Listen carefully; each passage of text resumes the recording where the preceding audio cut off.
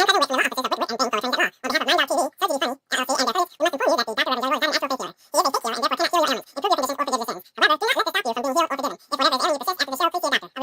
to me, my children. Follow the sound of my voice to receive thy blessings. Unburden yourself. Ow! Ow! Ow! Ow! And welcome to the Church of Last Resort with the Dr. Reverend Jelly Roll. The Church of Last Resort, where your prayers are heard, your sins forgiven, and no matter what you believe, you won't believe this shit. And now, the Irreverent Reverend, the Dr. Reverend Jelly Roll. Good morning, brothers and sisters. Why, it is so good to see you, and I sees you. I sees you all. That's right. But not the kind of seizure that put me in the hospital. No, the kind of seizure that will just welcome you and include our new members who may be enjoying us for the first time, wherever you may be, wherever you want to be. Because you may not be where you want to be, yet there you are. And I are here in my office where it is Sunday, July 19th, the 546th day of the Sex Offender Administration. That's right. 546 days of this madness. It is 70 degrees and no humility. That's right, no humility. But on the other side of this wall, it is 75 degrees, a slight overcast, with a slight hint of Canadian burning wood. That's right. You're in the Mid-East, or the Mid-Atlantic, and well, not the Mid-East, but if you're in the Mid-Atlantic and the middle of the United States, you get a good whiff of Canada. That's right. She needs a douche. That's right. She needs a summer's eve or something. Yes, indeed. But brothers and sisters, welcome to the Church of Last Resort. I am the Dr. Reverend Jelly Roll, PhD, DDS, ADHD, MCMLIX. People have also called me the Racy Reverend, the pervert pastor, the vile, vulgar vicar of vice, the sexy shepherd, the missionary man, the minister of mischief, the dirty deacon of doggy style, the freaky, frisky friar, the ass man abbot, the colored cleric, the booty banging brother, the handsy high priest, the shameless shaman, Father Fistmas, the wicked I like to watch witness, the holy hoe, the divine dominating dominee, the depraved preacher, the tickle me theologian, the minister of making love, the clergy of conning conversation while eating coochie, and that nasty N-word. That's right. And the point is that I come by many names and by many methods, but I don't come easy. No, indeed. Morning, Sister Ann. Good morning. Bless you. Welcome. All are welcome. That's right. All are welcome. Because there are no sinners here. That's right. No sinners. We are all just imperfect people with a perfectly good reason to be here. Because you got no place else to go. That's right. So let us begin in the name of George Carlin, Robin Williams, and Richard Pryor. Can I get a fuck yeah, y'all? That's what I'm talking about. Yes, indeed. Brothers and sisters, it is time for our opening prayers. And wait, I forgot the sponsor. I didn't bring the sponsor over. Yes, I didn't. No, I didn't. Here we go. Sorry. I forgot. Actually, I didn't forget. I didn't know I was going to do it. There's a difference between forgetting and not knowing. I didn't know. So it's time for our opening prayer, sponsored by Swimming the Cleveland Ocean by John Palumbo. That's right. This book is going to change your life. It is a self-help book. No, it's not. It is an autobiography. No, it's not.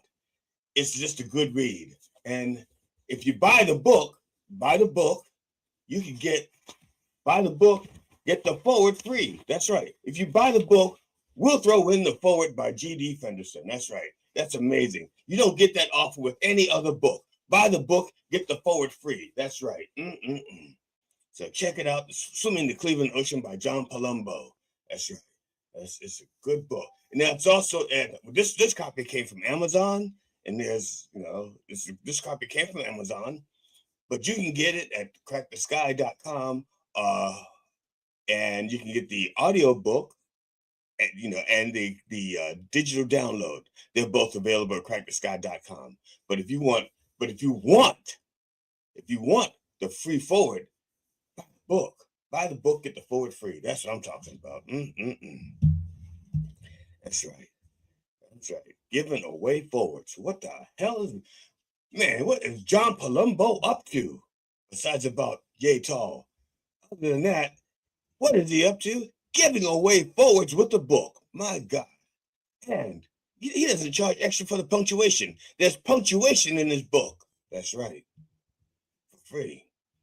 So, if you want to help our sponsors, buy the book. Any version that you can. The digital, the audio, or the paperback. But it's only with the paperback that you get the forward for free, I think.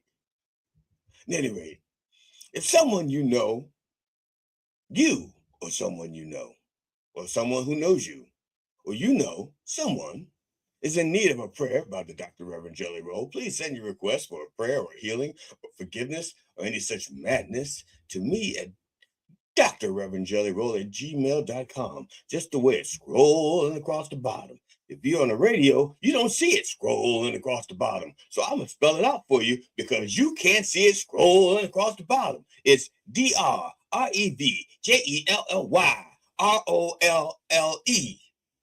at gmail.com. Let me do that again. DREVJELLYROLLE at gmail.com. I did that in semaphore also for people on the radio. That's right. People on the radio, I spelled it out in English and in semaphore for you. Was that semaphore? Was that, I don't know. I'm not sure. I have to look at the tape. I may have just told somebody to hurt themselves, and we may need to include an ideation thing. We'll find out. I know I hurt myself right here, a little bit here. I could use the healing. Please remember to spell roll with an E on the end on the end. Otherwise, somebody else is going to be trying to spell it out for you, and they could hurt themselves. Don't make them hurt themselves. Be a kind person. Be a gentle person. Be a caring person. Don't make them hurt themselves by trying to spell it out for you. Just do it the right way. Just go to the site. Go to Dr. Reverend Jelly Roll on YouTube or on Facebook and just contact him if you have to. Okay? Don't make people hurt themselves. That ain't the godly way. That ain't our way. Yahweh, maybe, but not my way. Now, final disclaimer. While all prayers are heard, not all prayers are answered when we want them to be. Some loopholes and restrictions May, June, July apply. So please bow your head. Everybody, yes, especially you, because I know what you were up to yesterday. You bow your head. You need a forgiveness. Yes, I'm looking directly at you. Yes, I see you. Don't hide your head. Don't be pretending you're one of those dogs in that video going like, who, me? No, I know what you did. So bow your head, unless you're driving your car or your significant other. And if that is the case, first of all, thank your significant other for a nice evening or morning or afternoon. Say thank you. And if that is the case, close your eyes, gently close your eyes, and let Jesus do the driving while we pray. That's right. What about car? Again? Look under the wheel. Presto. Sorry. Gotta get me another hat. But do not let go of the wheel until you know Jesus has full control. That's right. Full control. Not just the steering, not just the gas, but also the brakes. That's right. That's right. Because there is no cruise control in heaven. That's right. Everybody who got there by accident. Nobody knew the way. That's right. That was that's something.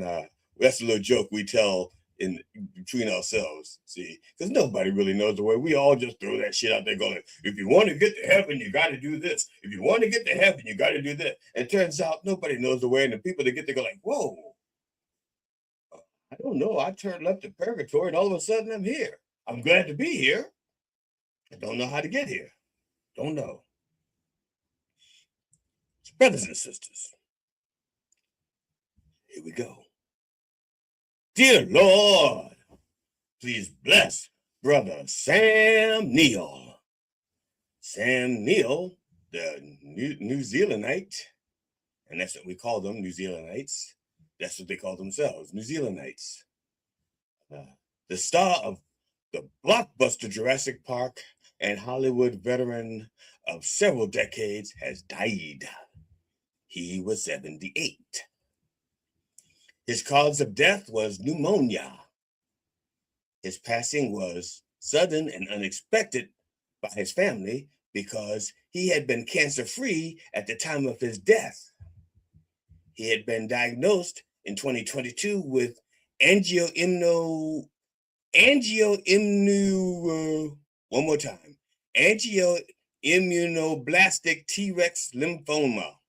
That's right. A rare form of non-Jurassic lymphoma, thus proving cancer is never truly free, according to Dr. Ian Malcolm. That's right. That's garbage. That's a good joke. What the fuck you talking about? That's good. Good shit.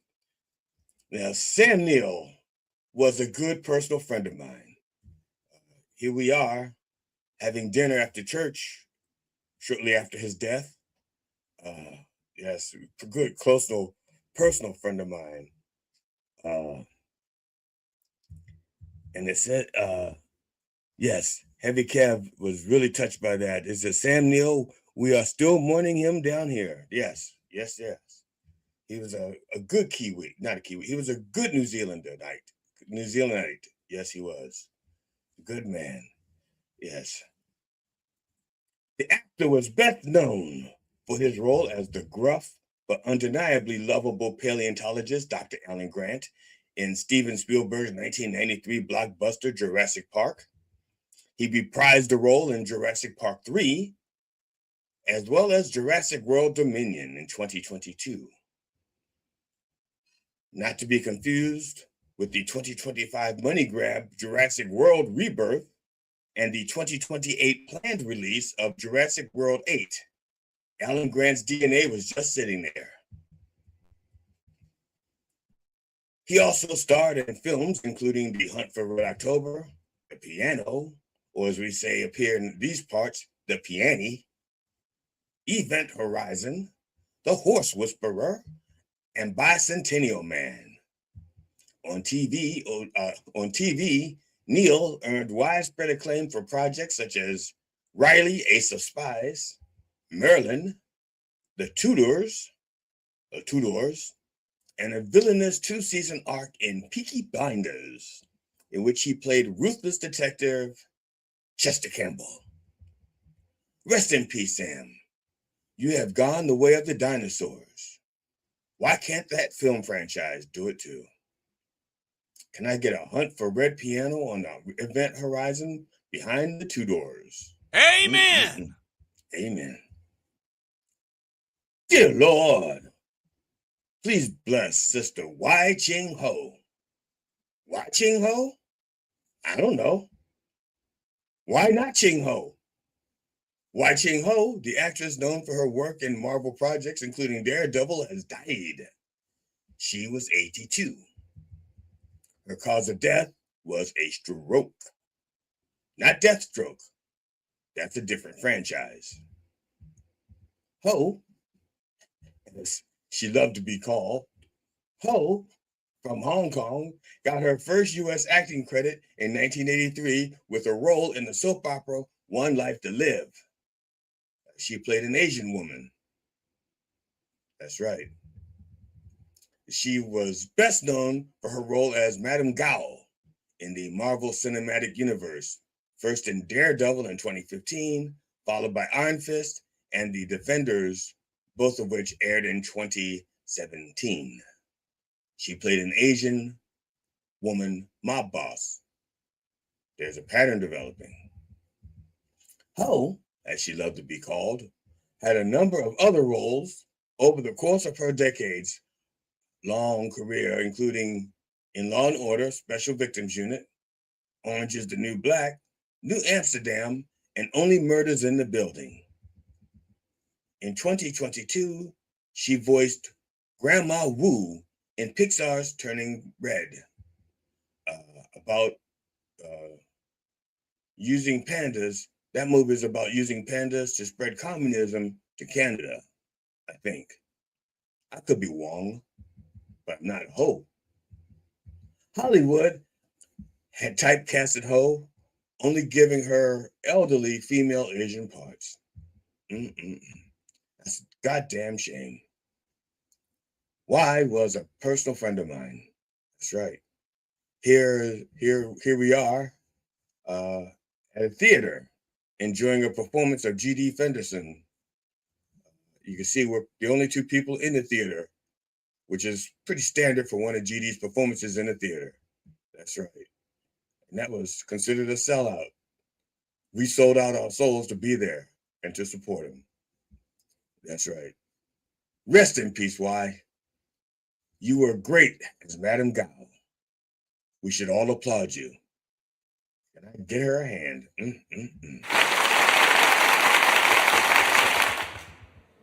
That's right. Dear Lord, please bless Brother Ron Hunt. Ron Hunt, the hard-nosed second baseman who became the first New York Met to start in an all-star game and the less famous brother of Mike, has died. He was 85. Ron Hunt died in hospice while battling Parkinson's and cancer. One of the worst double plays that he's ever been involved in. Now, besides, it's not fair. That's 2 against 1. You think someone else would have come from the bullpen to help him out. You know, like one of those brawls when you get into a little fight and they double team you and then they clear the benches and then they come out and they start swinging, or dugouts. They clear the dugouts and they get off the pitcher's mound and everybody's swinging but nobody's hitting. That's right. Well, speaking of hitting, Hunt set a modern era record with 50 hit pitch being all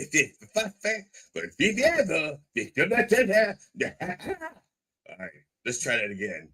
Hunt set a modern era record with 50 hit by pitches in the 1971 season. That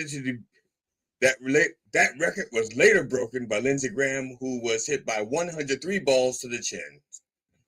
Yes, I don't know why that odd number ball. I have an idea who that other ball belonged to, but I'm not saying. Hunt played for 5 teams during his major league career, including time with the Mets, 63 to 66, the Dodgers, the Los Angeles Dodgers in 67, San Francisco Giants in 68 to 70, Montreal Expos 71 to 74, and St. Louis Cardinals in 74. He collected 1,429 career hits across 12 seasons and was known for his tenacity, the pet name for his penis. Now, Ron was a close personal friend of mine. I'm going to miss him. Here we are, about to face off at a Mets-Yankees game in 65. That's right. It's I can't even remember who won that game. I don't remember who won that game, but he's a good guy, really good guy. Now I was closer to his friend Mike, and that's how I met Ron. But he's a good guy, really good guy. Rest in peace, Ron. Finally, I can name our second baseman for the Mets. Can I get a who's on first? Because I have no idea. I'm going to be dealing with that one for a while. That's our Mets first baseman. All right. Dear Lord, please bless brother Dermot McHannigan. Dermot McHannigan British broadcaster and television presenter of Sky News and the Eggheads, has died. He was 68. His cause of death was stage 4 prostate cancer. He was surrounded by family at the time of his death. They all claimed that they were not involved in giving him cancer or prostate glands. A fixture on British television news, let me try that again. A fixture on British TV news across 5 decades, that would be 50 years for those of you who are using the metric system. See, decade is 10. That's metric. See, over here, we say 10 years. It would be 10 years, which would be 50. I don't have to convert that again for you to, okay, got it. He presented flagship programming, including the ITV Evening News and the BBC News at 6 and 10, Blackbirds baked in a pie. Murdihan was a main presenter of BBC Breakfast from September 2002 to December 2007, and also hosted the quiz show Eggheads, about very pale people with no hair and really smooth craniums, I think. Never saw the show. When he revealed his diagnosis last summer, he said he was responding positively to treatment and feeling well. He became an outspoken advocate for men to get tested for the condition. Some people will do anything to get strange fingers in their bum. Again, that's metric for ass. Dermot was a close friend of mine, a close personal friend of mine. Here he is interviewing me for his show, Killer Britain.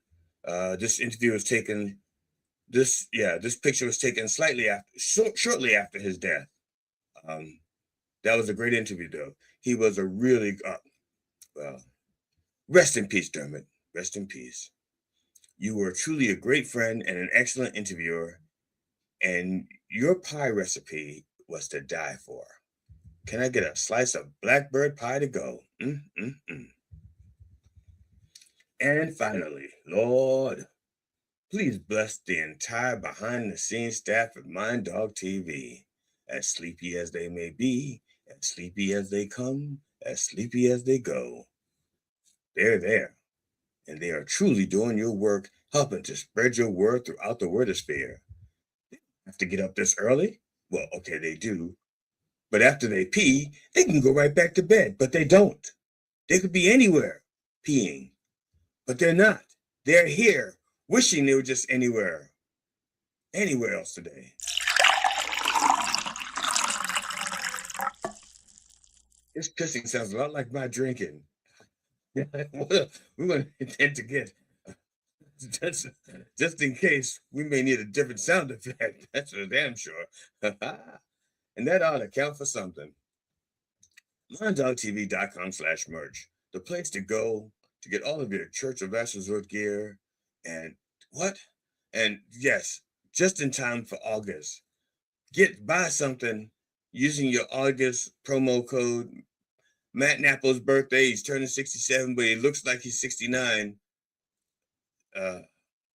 Yeah, that one. Use that promo code that I just made up. It ain't no promo code. Just buy shit, okay? Go there, buy shit, make a man happy. All right? That's right. That's what they used to say. In Baltimore, we have a place called The Block. We had a place called The Block. And that's where all the hookers would hang out. And the pimps would all say, go there, buy something. Go there, buy something, make a man happy. That's what they used to say. That was their motto. Go there, buy something, make a man happy. That's because we didn't have madams in Baltimore back then. They were so prejudiced, so misogynist. But now we do have madams, but we don't have The Block. Now all the prostitution is done in the House of Representatives. So I apologize. I got distracted and lost my place. And because there's only one reason all of my luscious friends come here. That's right. That's right. They're already waiting. They're waiting. They know. My luscious friends know what's coming up. Bump, bump. That's right. Now let's have a little bump for the Lord. That's right. Brought to you by Bump in a Bottle. Straight from our vineyards to your innards. That's right. Wine, just like Jesus used to make.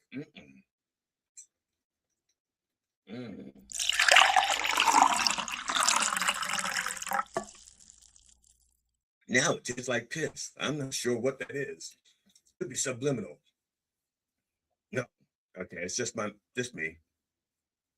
The wine still tastes good though. Bump in a bottle. That's right. Just like Jesus used to make. You're saying, why did Jesus used to make that kind of wine? And why did he stop? Because where he goes, see, and this is what people don't realize about winemaking, okay? I'm just gonna give you a little bit of something about winemaking, just a little bit, just a teeny tiny bit. You can control the way wine tastes by what you put in the soil. See, you can have the same grapes in 9 different places and have 9 different tastes. That's right. And then how you age the wine make those grapes taste different. Jesus does not have those ingredients anymore. That's right. Because when he made this wine down here, he had this finger over here, just like that. But now, every time he does this, little blood trickles out, gets in the wine, and it doesn't taste like that anymore. Yeah, he can't do that without bleeding all into the wine. So that's why it's like he used to make. Our wine is blood-free. That's right. Blood-free, humane. So just for the record. Yes. That's right. Good morning, Heavy Kev. Heavy Kev is in the room, brothers and sisters. In the name of George Carlin, Robin Williams, and Richard Pryor, can I get a fuck yeah? Fuck yeah! That's right. We dropped the mic in my hand because I'm not dropping it on the floor anymore. It was costing us a fortune in microphones. Now, before I get to the meat of the show, what we got to do is tell people out there how they can get on the show, how they can get on Coffee with the Dog. Not this show. You're not coming on this show and stealing my minutes. I'm talking about Coffee with the Dog, our flagship show, where we actually interview guests quite sometimes often. That's right. And you can be one of those quite sometimes often guests. And our spokesperson, Sister Curly Hair So Bright, is here to tell you how and why. Comedians, musicians, songwriters, filmmakers, authors, and podcasters. Coffee with the Dog is booking for the summer and fall. Now, get free publicity and hone your interview skill in a fun and safe setting. Coffee with the Dog is a live radio, live stream podcast based in New York that airs daily Monday to Friday 9 a.m. to 11 o'clock in syndication on iHeartRadio, as well as video streaming platforms like YouTube, Twitch, Rumble, and many other platforms. Guests usually come on remotely via StreamYard, like Zoom but easier, although occasionally we do in-studio interviews. Fucking lie! The morning show focuses mainly on comedians and musicians, and they have interviewed many top names and classic celebrities such as Robert Klein, Mike Binder, Eddie Brill, Doug Stanhope, Steve Byrne, Paul Provenza, Jeff Altman, and many, many others. For booking, go to minddogtv.com/booking. That's right. Thank you, Sister Curly Hair So Bright. She is a treasure, a living treasure. That's right. And I don't get to say that about many people. I can't say it about anybody. I can't. Watch. See that guy over there? Living treasure. But I can say it about anybody. She is truly a living treasure. One of a kind. Yes, she is. One of a kind. A living treasure. Guys, gals, she's single. And when I say she's single, I don't mean she swings both ways. I mean, there ain't a way she can't swing. She's got like 4 extra vertebrae. That's what I'm talking about. Love her. She's a great, great woman. Love her. Gives everything she's got to the church. And then some. Brothers and sisters, in today's segment, Looking for God in All the Wrong Places, we're going to talk about a song by Pacific Gas and Electric. Are You Ready? That's right. 1970 release.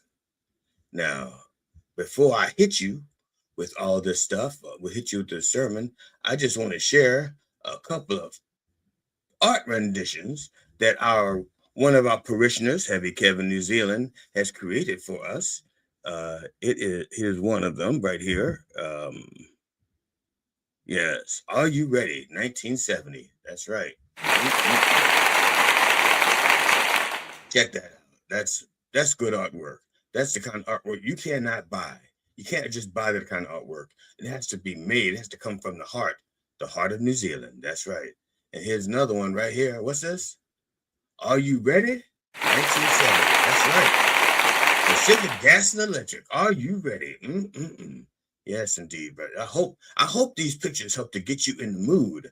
That's why I showed them to you, to get you in the mood. I want you all up in here.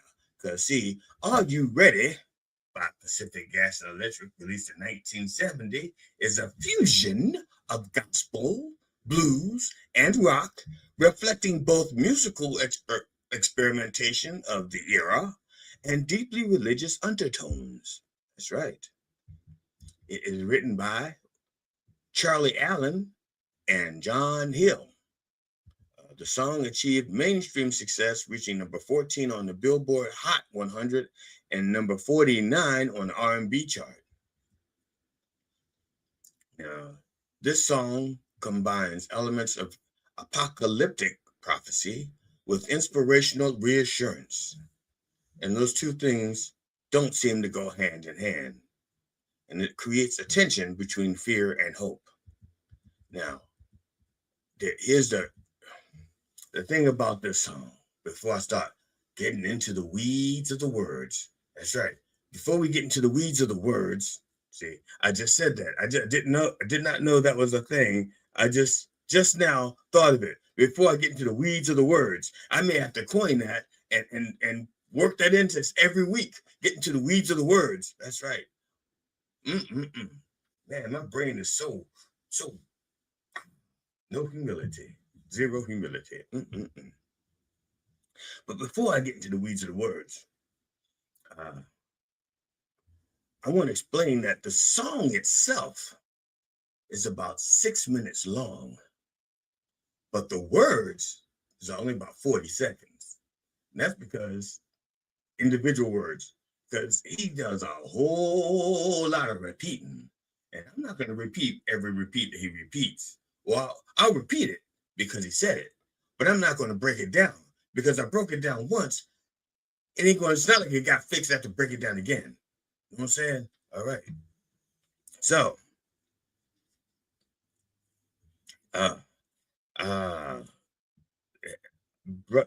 Brother Advocate says that I was too slow bringing in the bump, and that he had already pre-bumped, and that's okay. There are no rules to say you can't bump twice or 3 times. You bump as often as you need because you're not bumping for yourself. You're bumping for the Lord, and you can't bump too often. That's what I'm talking about. So the song goes like this. The lyrics go like this. There's rumors of war, men dying and women crying. If you breathe air, you'll die. Perhaps you wonder why. Sorry, damn it. Perhaps you wonder the reason why. But wait, don't you worry. A new day is dawning. We'll catch the sun and away we'll fly. Okay, the song opens up with a reference. Here it goes, there's rumors of war, men dying and women crying. Okay, that is like a direct reference to Matthew 24:4, which, tell us, good book, what does that do? Matthew 24:4 speaks about signs of the times. It evokes a world on the brink of conflict and moral crisis, reflecting the socio-political anxieties of the late 1960s and early 1970s. Thank you. We've got to find you one voice and have you stick with it, because your voices are all over the place. You don't know what you sound like, do you? You don't know what you sound like to me. I don't know what he sounds like. That's someone's like, he sounds like Rocky giving Bullwinkle a blowjob. That's what it sounds like to me. But that's just me. Now, the next line, we're all going to die. Yeah. It says, and you may wonder why. Well, you don't really have to wonder. Here's the deal. It says in scriptures, from the earth we come, and to the earth we will return. Okay? But is that true? Is that true? From the earth that we come and earth we will return. Only a handful of people came from the earth according to Genesis. Only a handful.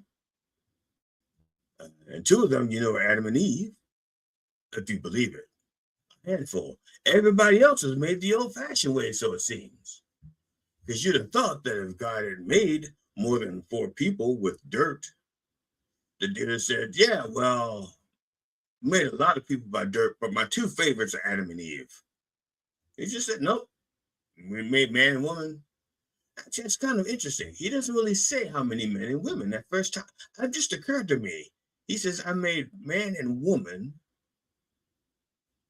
That's right, it didn't say how many. That could be the answer to the things that people have been questioning, like where did Cain's wife come from? So he went out and he knew his wife. Well, he didn't say how many people he made before Adam and Eve. He just said he made man and woman. And then he talked about Adam and Eve, probably because it was their kids that did the killing. The other people, their kids weren't killing, so they didn't have to be brought up. That's right. Their kids weren't killing. It's like in our society. I know I'm straying here, but I just think I had an epiphany. And I don't usually get those without gas. I get gas and an epiphany. But now I'm getting something. But it doesn't say how many people he made, just he made them. Then he made Adam and Eve, and he had to mention them because their kids were the first ones to do murder. Okay, Cain slew Abel. And then Cain saw his wife. Said Cain knew his wife. Well, because of the other people that God may have created. According to my conjecture, that's right. So, and the reason why he mentioned Adam and Eve, yeah, it's like we have billions of people on this planet. Billions of people. Not everybody gets mentioned in the news. Most of us we're just mankind. It's not until you do something of note that your name gets recorded. So if you shoot at a president, your name gets recorded. But if you're one of the 800 people that were just sitting in the audience and you ran away, nobody's going to write about you. I think that's a different take. That's an interesting take. Now I got distracted. I'm going to have to reread that verse just to make sure it says what I think I say it says. Right.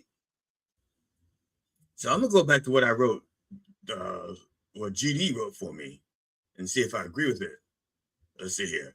But is that true? Only a handful of people came from the earth. Okay. Well, it may no longer be a handful. So let's just go. Okay. The rest came from sex. There we go. That's what we need to talk about. Let's talk about sex. Okay. The rest came from sex, which is not the old-fashioned way. See, you see a lot of these sci-fi movies where they're like recreating people and controlling people with the DNA splicing and shit. And then somebody else says, no, thank you. I prefer to make kids the old-fashioned way. Well, the old-fashioned way was you made people out of dirt. That's the old-fashioned. After that, it was just sex. See? There was only like 3 ways of making people. Dirt, sex, and now maybe the occasional splicing and cloning and petri dishing. Yes, redistricting, which is a problem in many communities. So, yeah, so the old-fashioned way is not sex. The old-fashioned way is just making people from dirt. But I digress. And now I continue with the words. Are you ready to... There's a series of questions here. Okay. There it goes. Are you ready to sit by his throne? Are you ready not to be alone? Someone's coming to take you home, and if you're ready, they'll carry you home. Are you ready? Now, I stopped it there because he says it twice. Are you ready? Are you ready? So I broke it up so that the first, are you ready, is a question in response to the other stuff. And the next, are you ready, is a precursor to the next following verse. That was my breaking it up. That's not the way they broke it up here. That's because I'm smarter than them. It's okay. You can say it. So let's start with he'll carry you home. He'll carry you home directly alludes to an African American spirituals, particularly swing low, sweet chariot, coming for to carry me home. See that right, just like that. That's what that's an allusion to. It alludes to that line. See, and that and just other places where in the Negro spirituals, that's what they were called, Negro spirituals. They, it symbolizes salvation, divine guidance, and spiritual deliverance. Not like that movie. No, I'm talking spiritual deliverance, not not that deliverance. No, that's not spiritual. Mm-mm-mm. I don't even know what to call that. Maybe an excerpt from one of Matt Napo's videos. So, now that makes that scene from Psycho gives it new meaning. It's like, sorry, never mind. I'm lost and irretrievable. I'm lost. Okay. Now, he repeats lines such as, "Are you ready to sit by his throne? Are you ready not to be alone?" Okay, that emphasizes personal readiness for the second coming of Jesus and the ultimate union of the divine. Okay, now, the question is, well, not the question, my thing is readiness relative, or rather than, well, readiness is relative. Okay, let me explain. It says, are you ready for the Lord? Well, ready? Let's see. Let's say that a person is ready today, because they think they know that their Jesus is coming at 10:45 Eastern time today.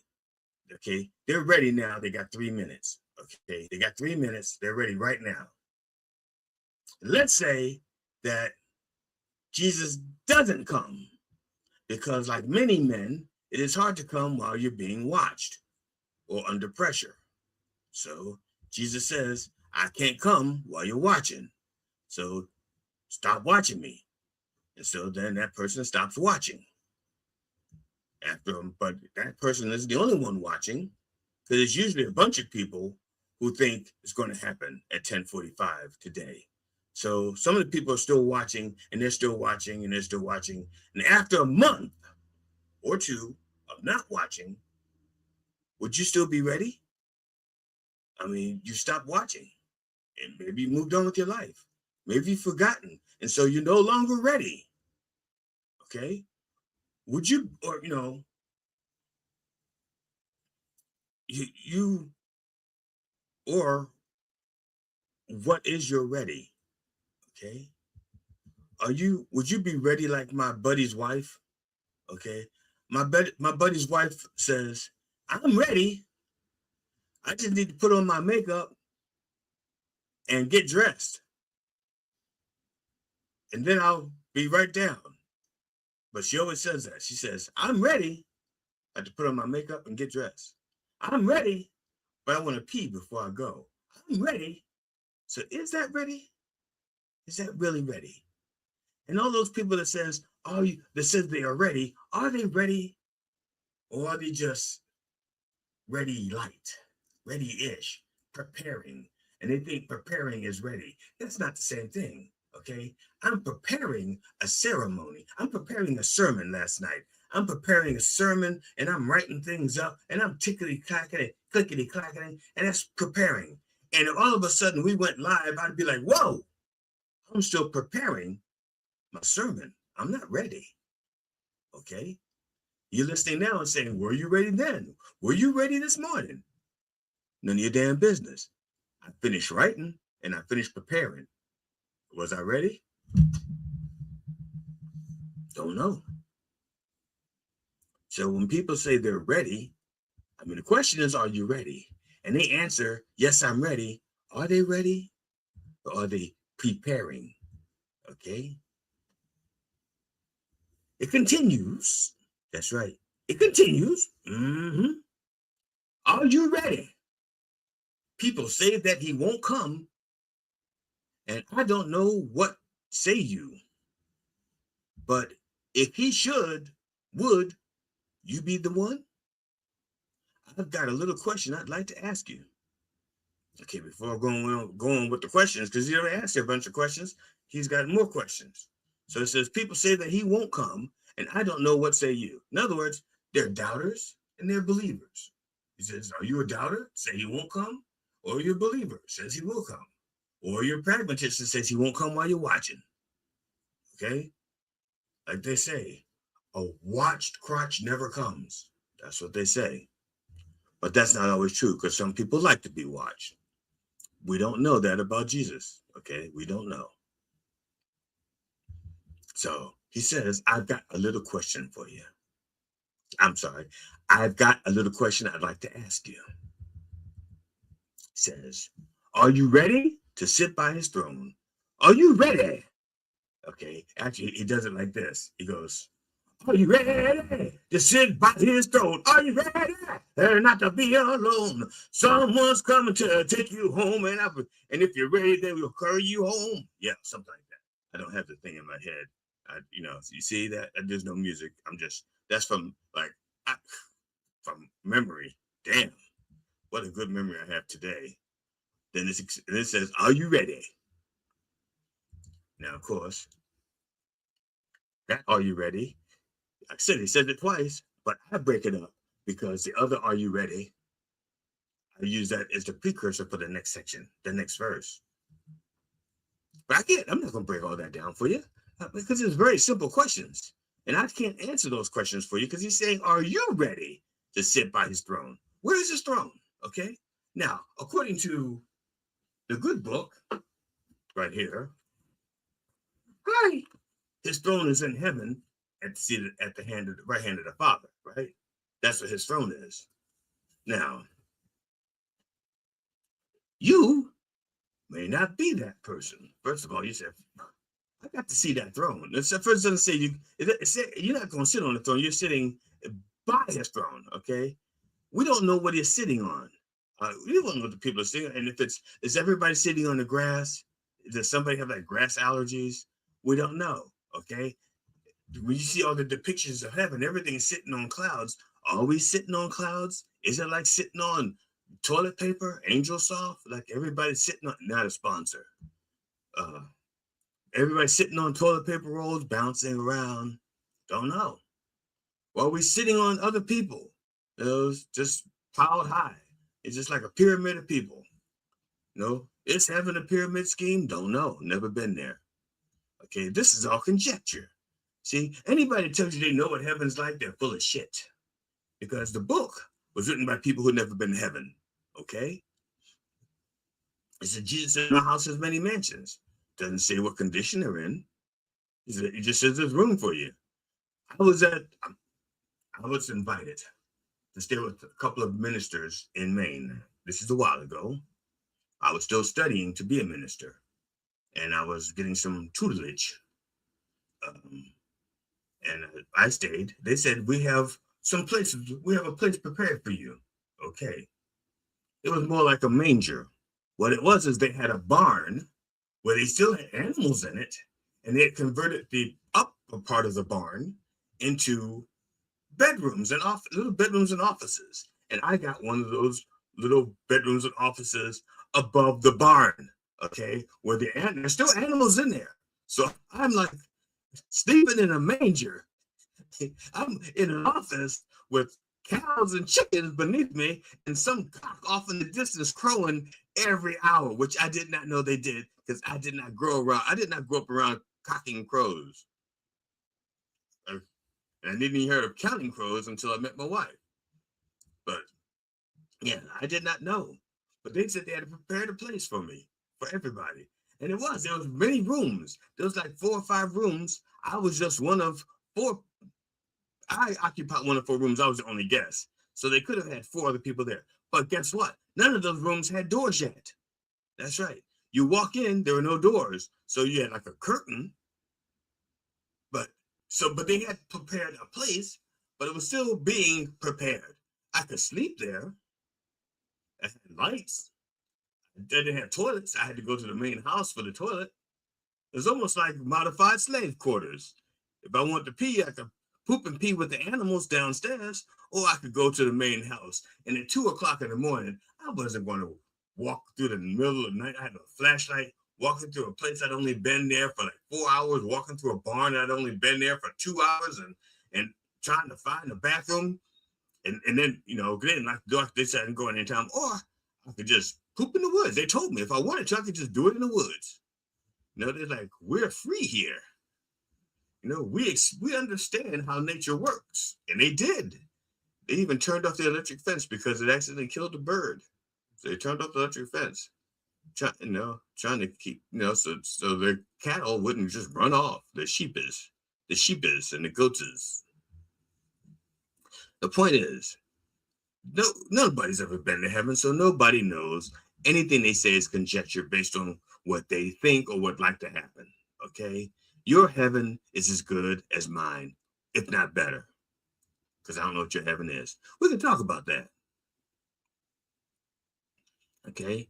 So then goes, are you ready to sit by his throne? Are you ready not to be alone? Someone's coming to take you home, and if you're ready, then he'll carry you home. Are you ready? Okay? Now, here we go again. Are you ready? Brothers and sisters, I have many stumbling along to do. Are you ready? Brothers and sisters, I have many stumbling along to do their thing. Love is a song that's better than any. It's better for music. It's easy to sing, but not say. Easy to sing, but not say. Now, love is a song. I don't know if I have to break that down, but if you know anything about music, and if you do, why aren't you making some or producing some? Call my friend Matt, tell him, and say, hey, look, I'm in the music business. I'm going to make you a star. All you got to do is a little favor for me. But love is a song. Okay, a song is made up of all these little parts, but a song does not have to have actual instrumentation underneath of it. It just needs to be voiced in a melodic manner. Okay, so love is a song. Okay, it's a song. It's a melodic expression of words. Does not have to have instrumentation. If I sat here and said, are you ready to sit by his throne? Are you ready not to be alone? You would still call that a song. You'd probably say a cappella, give it a little fancy word, and maybe you say, are you ready? Sit by his throne. Are you ready? See, it's still a song. And they're saying that's what love is. Self-expression. It doesn't need all that fancy shit. See, a lot of people think, I'm in love, I'll buy them a ring. I'm in love, I'll buy them a car. I love you, I'll buy you a house. See, those things are like instrumentation. But true love, you don't need all that shit. True love,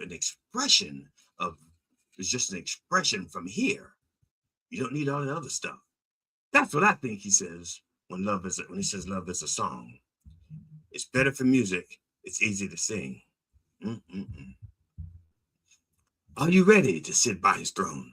Are you ready not to be alone? Someone's coming to take you home, and if you're ready, then he'll carry you home. Okay, now, one more time. Are you ready to sit by his throne? Are you ready not to be alone? Someone's coming to take you home, and if you're ready, they'll carry you home. Okay, the song utilizes gospel-style call and response with repeated affirmations like, yes, I'm ready. Okay, and that part's coming up. See, reinforcing the communal and participatory nature of religious affirmation. So let me show you. Just give me a second here. I think you can still hear me, right? So for call and response, I needed a little help here because I can't do it all by myself. I try, but I can't, okay? So he says, are you ready? Yes, I'm ready. Are you ready? Yes, I'm ready. Are you ready? Yes, I'm ready. I've got to know. Yeah. Yes, I'm ready. You sound real good. Yes, I'm ready. Are you ready? Yes, I'm ready. Gonna be sunshine again. Yes, I'm ready. And the flowers growing. Yes, I'm ready. Children playing. Yes, I'm ready. Gonna be all right.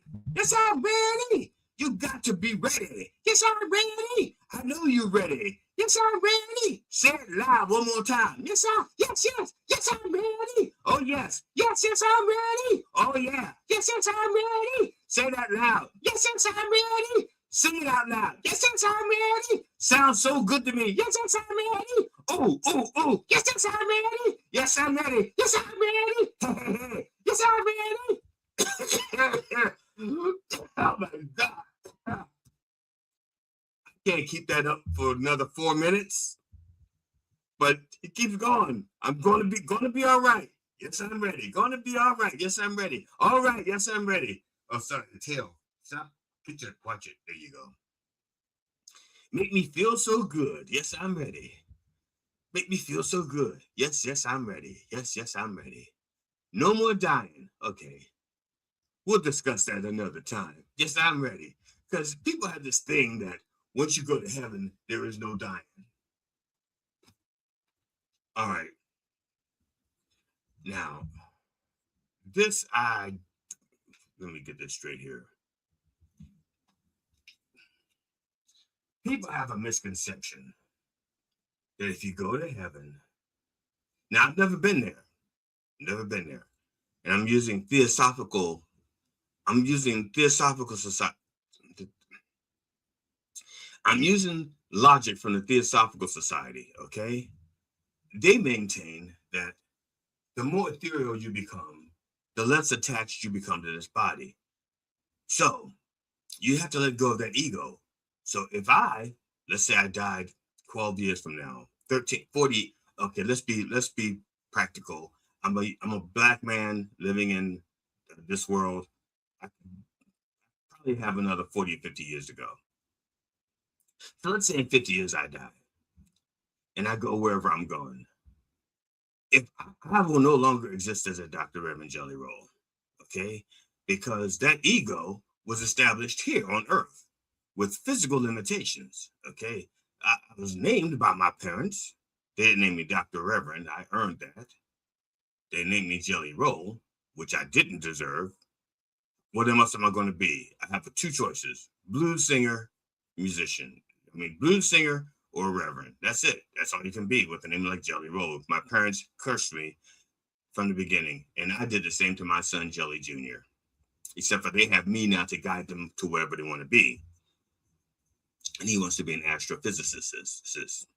So I'm once I get beyond the ethereal plane and the other planes, that as me as Dr. Ever, I'll stop to exist. I get further and further away from the plane. Because what's the point of living in heaven if you're still attached to earthly things? See, that's the whole point of heaven, is to rise above the earthly things. And so one of the first things that has to go is your fucking ego. Now I'm just using logic. I've never been there. Okay. So if you are still being haunted by somebody, it's somebody who's never been to heaven. Because if they got to heaven, they'd have to let go of the ego, and if they let go of the ego, there'd be no reason for them to haunt you. All right. I'm just trying to use theosophical logic. Like I said, none of us have been there. Okay. So, in conclusion, while this song is overtly religious, the song was also accessible as a catchy rock tune, blending blues, rock energy, and gospel emotion. This allowed listeners unfamiliar with the direct Christian message to engage with it on a musical level. That's right. Brothers and sisters, I thank you so much. Yes, I thank you. I thank you for paying attention, if you paid attention. If you didn't pay attention, I thank you for tuning in and listening as long as you could listen. Because I know not everybody can give me a full hour of their time. I'd be lucky if my producer gave me a full hour of his time. I'd be lucky if he wasn't asleep right now and the show ended and then he goes, then he hit end stream in the middle of a sentence because he didn't know what I was doing. But that I wouldn't be surprised. The thing is, I thank you for whatever attention you could give me. It means a lot to me. Every moment that you spend with me is a moment that you could have been doing something else with someone else, and you spent it with me. So I am humbled by that experience, because you cannot get time back. And the fact that you chose to use your time to spend it with me means a great deal. So before I close, I want to thank those of you who have subscribed to my fledgling YouTube channel, Dr. Reverend Jelly Roll, bless you, and also the Facebook name by the same page, by the same name, Dr. Reverend Jelly Roll, or Dr. Rev Jelly Roll, okay? Bless you. I also invite you to go to Gig Salad if you ever need a humorist for one of your private parties. Go to gigsalad.com/GD Fenderson. Check him out. I kid him and I give him a lot of shit and a lot of grief, but he's actually, I find him a good excuse for something that could pass as funny. So, brothers and sisters, on behalf of the Church of Last Resort and the entire Roll family, my wife Amona, who's under the weather today because she got a dose of the lettuce, let us pray. My kids, Cinnamon and Jelly Jr., our cat Tootsie, our dog Stop Dropping. I wish you safe travels, and I hope you will join us next week at 9 a.m. Eastern Time, Eastern Orthodox Time, on Mind Dog TV and everywhere that our word is heard. In the name of George Carlin, Robin Williams, and Richard Pryor, can I get the fuckiest of fuck you? Fuck yeah! I'm talking about.